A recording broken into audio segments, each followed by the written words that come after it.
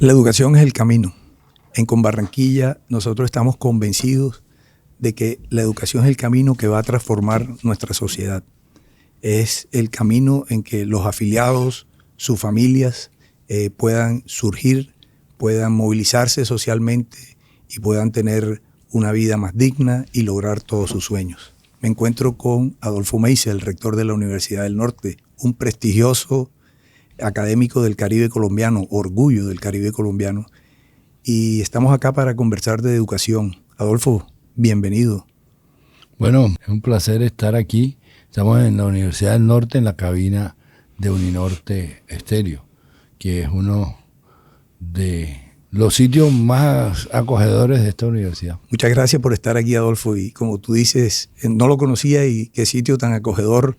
Te cuento que yo estoy debutando en estos temas, así que espero que tengamos una conversación muy agradable y que podamos llegar a concluir cosas muy importantes en este tema de la educación.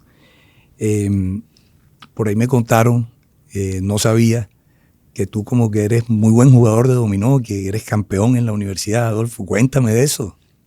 Pues a mí me gusta el dominó en parte porque el dominó hay un elemento de que hay que saber, pero hay un elemento también de suerte, porque si le toca a uno una mano muy difícil, pues es más, aunque uno a veces con una mano mala puede ganar, se dificulta.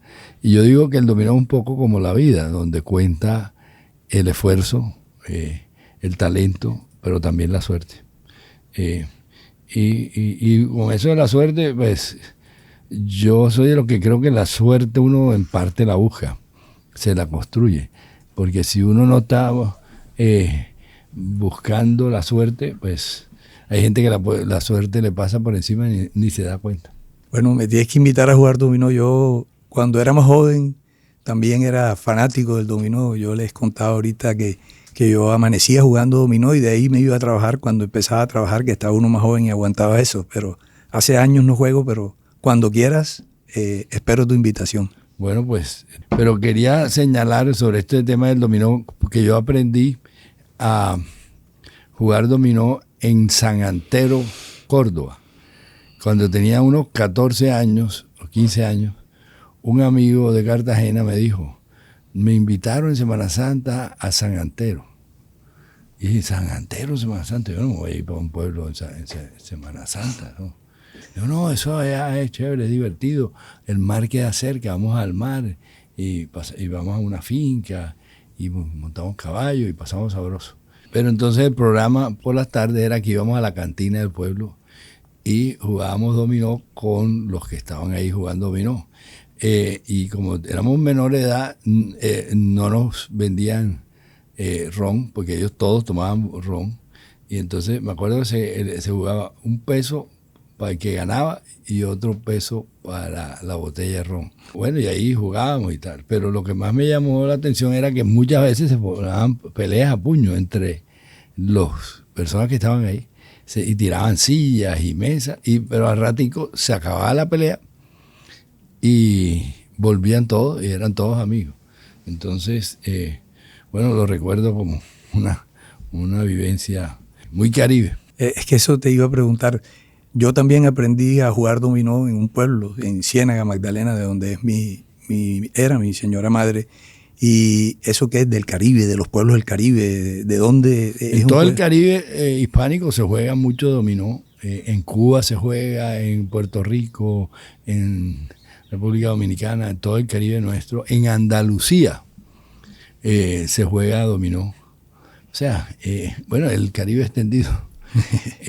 Y alguna vez hice una apuesta sobre cuál era el origen del dominó y resultó que el origen del dominó es chino, que los chinos fueron los que inventaron el dominó.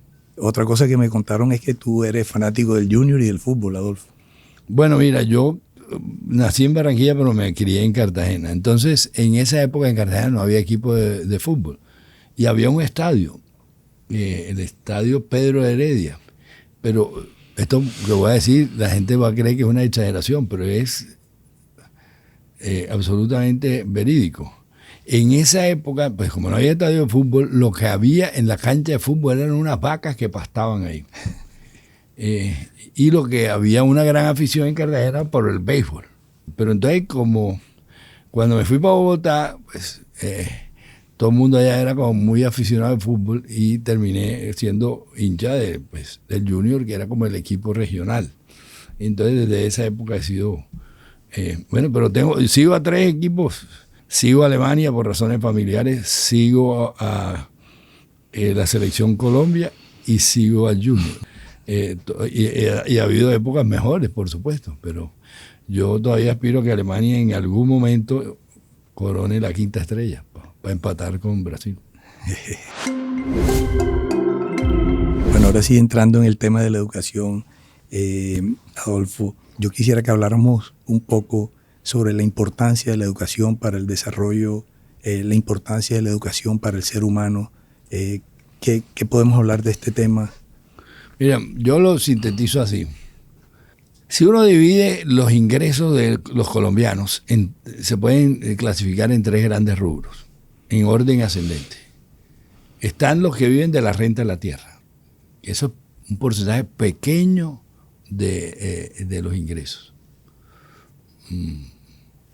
Digamos, esto está por debajo del 5%. Luego, la renta del capital. O sea, los que viven, que tienen un capital invertido. Y luego, el más importante, el tercer componente es el salario. Ese es el rubro más del 50%. Bastante más del 50%. Entonces, el 99% de los colombianos vivimos de salario. Pero hay unas brechas enormes entre los colombianos. Hay unos que no viven de los salarios, que son los que están en el sector de la informalidad, que son los que menos ganan, que son las personas que venden dulces en la esquina, tienen un puesto de dulce, vende agua, lavacarros, etcétera, etcétera. Esa gente en la formalidad gana, la gente que menos gana menos del mínimo, promedio. Pero la desigualdad y las otras desigualdades grandes están entre los que son asalariados. Hay unos que ganan mucho y hay unos que ganan poco. Y la diferencia entre los que ganan muy poco, que son los de salario mínimo, es que típicamente los de salario mínimo no tienen educación formal. O primaria incompleta, bachillerato incompleto, máximo bachillerato. Cuando ya tú entras a la gente que se ha formado académicamente, con carreras técnicas y tecnológicas, universitarias y posgrados, va subiendo el nivel de ingreso. Entonces, lo que transforma a la sociedad la hace, y Colombia es un país profundamente desigual. Entonces, lo que necesitamos es que Colombia sea un país menos desigual y que la gente tenga acceso a educación de calidad. Que no todo el mundo tiene acceso a la educación de calidad. Ahí vienen los problemas. Si está uno en el sur de Bolívar o el sur del Atlántico, va a un colegio público de primaria con unas condiciones que no son las mejores. Probablemente algunos de esos niños no han desayunado, cosa que afecta su rendimiento. Hay doble jornada, uno va por la mañana y uno va por la tarde. También afecta su rendimiento. Los profesores a veces no tienen posgrados, también afecta el rendimiento de los estudiantes. El entorno, no hay internet, no hay computadores, los baños, toda la infraestructura es deficiente. Eso comparado con uno de los colegios de primaria, digamos, de Barranquilla, privados más costosos. Entonces, donde ahí desde un principio hay unas diferencias grandes. Se habla mucho hoy en día de las diferencias que vienen desde preescolar. Pero yo soy de una generación que nunca fui a preescolar, porque en mi época uno iba directo a kinder. Yo entré a kinder, primero en el colegio Montessori en Cartagena, después pasé al colegio El Prado, aquí en Barranquilla. Pero entonces yo me pongo a pensar, sí, yo no fui a preescolar, pero cuando nos vinimos para Barranquilla, en esa época, un tiempo que vivimos en Barranquilla, pues yo me aprendí las letras en el Montessori, pero cuando vinimos para Barranquilla, Mi mamá le enseñó a una empleada a leer y yo le dije, yo quiero aprender a leer y me enseñó a leer. Entonces yo en el Colegio Prado entré y ya yo sabía leer, entonces pensaban que era muy inteligente. Ya después se dieron cuenta de que me habían enseñado a leer. Pero para mí descubrir la lectura me transformó la vida. O sea, para mí la vida casi que antes y después de leer. Yo quería aprender a leer antes. O sea, yo le dije eso a mi mamá porque yo tenía un primo como de 6 años, 6, 7 años mayor que yo, que él leía los paquitos o cuentos, como se le dice en Cartagena. Y él se montaba en un árbol a leer eso, Superman, Tarzán. Y a mí me parecía eso, mejor yo, la felicidad, que uno se pudiera montar en un árbol a leer esos relatos, eso me parece, que a mí me los leían. Entonces, cuando aprendí a leer, eso me encantó. Mi casa no era una casa que hubiera libros. O sea, después nosotros nos fuimos a vivir un año a México. Y yo recuerdo que en mi casa había un solo libro. Y me dijeron, el libro no lo puedes ver, no puedes leer. Entonces yo, un niño malcriado, no lo leí, pero sí lo ojeé. ¿Y el libro qué era? Era un libro, todavía me acuerdo del nombre. Yo viví la bomba de Hiroshima, del padre Arrupe, que era un jesuita que le tocó y la foto, Hiroshima destruida y el padre Arrupe montando bicicleta con el fondo ese. Claro, no era una lectura adecuada para un niño, pero tenía esa curiosidad. Entonces, pero en esa época, entonces mi mamá me compró una enciclopedia que salía. Entonces ella cada 15 días que hacía mercado me compraba un tomo. Y yo, con la condición de que cuando viniera el siguiente tomo, ya me había leído el primer tomo, una enciclopedia para niños. Y yo esa enciclopedia se llamaba la Enciclopedia de Oro. Me la leí los primeros tomos. Ya al final mi mamá pues se volvió menos exigente y compró los últimos tomos. Y ya esos no me los leí todos con la misma. Pero los primeros tomos. Y yo todavía tengo en mi mente la imagen de, digamos, por ejemplo, la batalla de Termópilas. Ahí los griegos y tal, los espartanos. Y yo sé que cuando volvimos a Cartagena a vivir después de México, esa enciclopedia la trajimos porque yo hacía al principio en el colegio tareas con esa enciclopedia. Y después pues, he leído toda mi vida de una manera de todo realmente, o sea, de todo. Me gusta leer de muchos temas y lo disfruto y me sirve, pues me ha servido para el trabajo, para la recreación, me ha servido para muchas otras cosas. A mí me gusta la poesía. Y la poesía a veces le sirve a uno en la vida también, para otras cosas, más terrenales. Adolfo, y el tema de la educación superior en Colombia. Bueno, la educación superior en Colombia tiene dos problemas grandes. La cobertura es baja, primero que todo. Bueno, hay que diferenciar. Educación superior incluye técnica y tecnológica. Cuando uno solo mira educación universitaria es más bajo, es más baja la participación. Entonces, es muy baja la cobertura, primero. Segundo problema que tiene la educación es la calidad promedio es muy baja. Calidad promedio. Y ahí hay cosas que no son de muy buena calidad. Y las mejores tienen mucho que avanzar. Entonces, en términos internacionales estamos mal. Tenemos que avanzar. Y eso se hace con recursos para la investigación, con recursos para capacitación de capital humano, con cosas como doctorado, con todas esas cosas, con apoyo a las publicaciones, invirtiendo. Yo creo que eso es fundamental y el país necesita invertir más en los próximos años y bien. O sea, no es solo invertir, es invertir bien, porque a veces invertimos pero no se ven los resultados. Entonces invertimos a veces con sobrecosto, pero en el mejor de los casos no se invierte en lo que habría que invertir. Entonces pongo un ejemplo. La mayoría de los estudiantes del Caribe colombiano están en doble jornada, o sea, unos van por la mañana y otros por la tarde. Llevarlos a toda jornada única es muy costoso.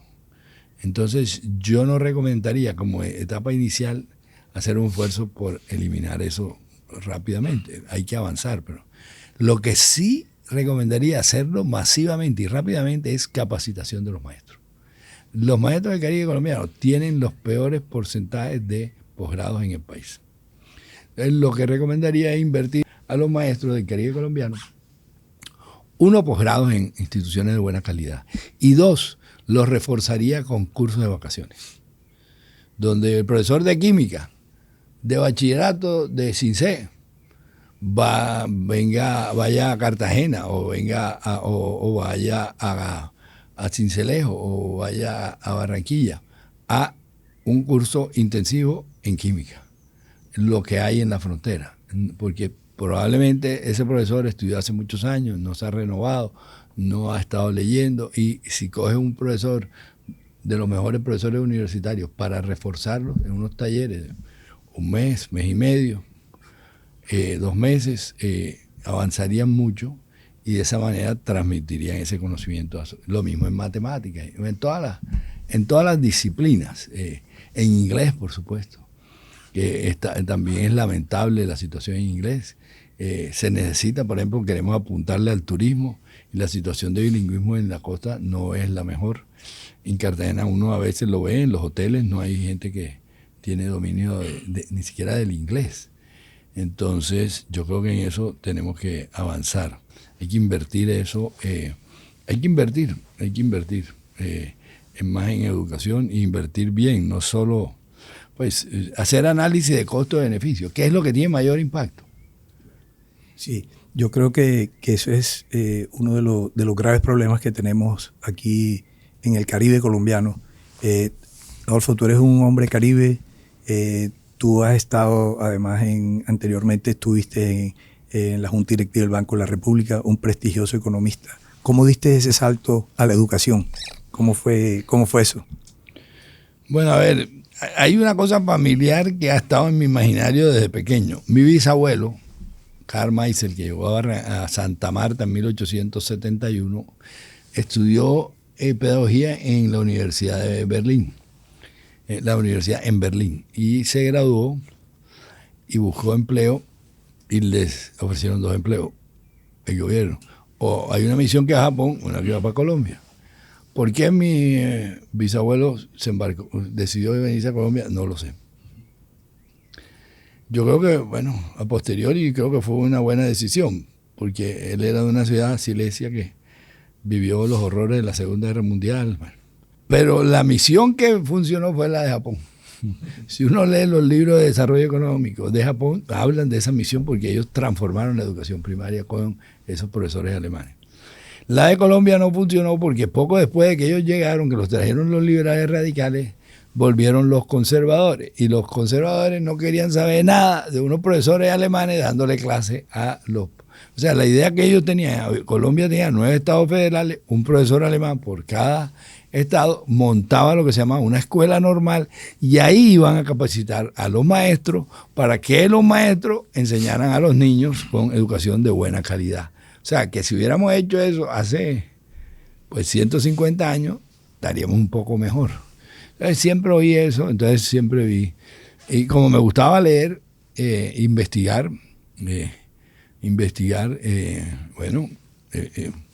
duré mucho y después hice posgrados y siempre trabajé en el Banco de la República, siempre fui investigador. O sea, realmente entré como investigador, incluso en las épocas que tuve, bueno, incluso cuando al final, cuando estaba en la Junta, yo publicaba, tenía un equipito ahí de investigación, tenía un asistente, tenía un estudiante en práctica, a veces tenía otros asistentes, y publiqué bastante, incluso cuando estaba en la Junta del Banco, que algunos lo hacen, otros no lo hacen, de diversos temas que siempre he investigado. Entonces, sí, y daba clases en una universidad en Bogotá. Entonces, para mí la academia ha sido como mi medio natural. No me sentía... y creo que esa combinación de cosas administrativas que me ha tocado en la vida con cosas académicas se complementan. A mí, por ejemplo, aquí como rector me sirve ser economista, entender de números. entender de investigación, entender de algunos otros temas. Hay otros temas que no domino y obviamente no me meto. Pero tengo una idea general de lo que es una academia, una universidad. He pasado buenos años de mi vida en universidades. He tenido el privilegio de estudiar en algunas de las mejores universidades del mundo. Entonces, pues sí, esa transición fue muy sin traumatismo. Adolfo, yo te quiero hablar un poco de Conbarranquilla.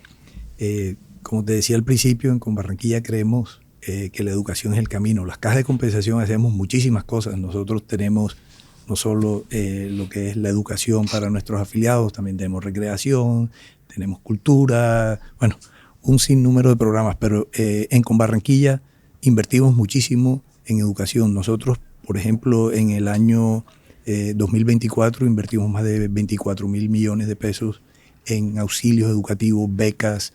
Este año tenemos pensado llegar a los 29.000 millones, es lo que hemos presupuestado. Y tú sabes que tenemos un programa que nos une mucho. Es un programa realmente hermoso, la beca Progreso.